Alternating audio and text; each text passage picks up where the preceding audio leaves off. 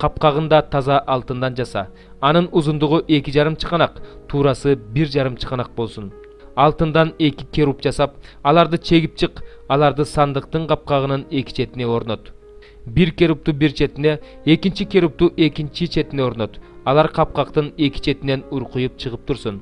Ал керуптардын канаттары асманга жайылып, капкакты жаап турсун. Ал эми жүздөрү бири-бирин карап, капкакка бурулуп турсун. Капкакты сандыктын үстүнө кой. Сандыкка болсо мен сага берген келишим жазылган таш лоокторду сал.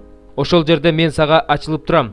Мыйзам салынган сандыктын капкагынын үстүндө турган 2 керуптун ортосунан мен Исраил уулдарына сен аркылуу эмнени осуяттай турган болсом, ошолордун баарын сага айтып, сени менен сүйлөшүп турам.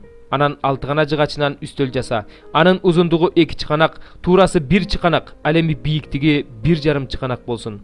Аны таза алтын менен каптап, алтын таажы менен жээкте. Анын капталдарына алакандын эниндей жээк чыгарып, тегерете алтын таажы менен курча.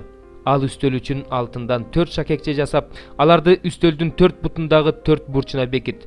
Үстөлдү көтөрүп жүрүү үчүн анын капталдарында шыргый кийгизиле турган шакекчелер болсун. Шыргыйларды 6 гана жыгачынан жасап, аларды алтын менен капта. Алардын жардамы менен үстөлдү көтөрүп жүрүшөт. Ал үстөл үчүн атайы табактарды, жыпар жыттуу зат түтөтүлүүчү чөйчөктөрдү, аяктарды жана куя турган туткалуу идиштерди жаса. Булардын баарын таза алтындан жаса. Ал үстөлгө дайыма менин алдымда тартууланчу нандарды коюп тур.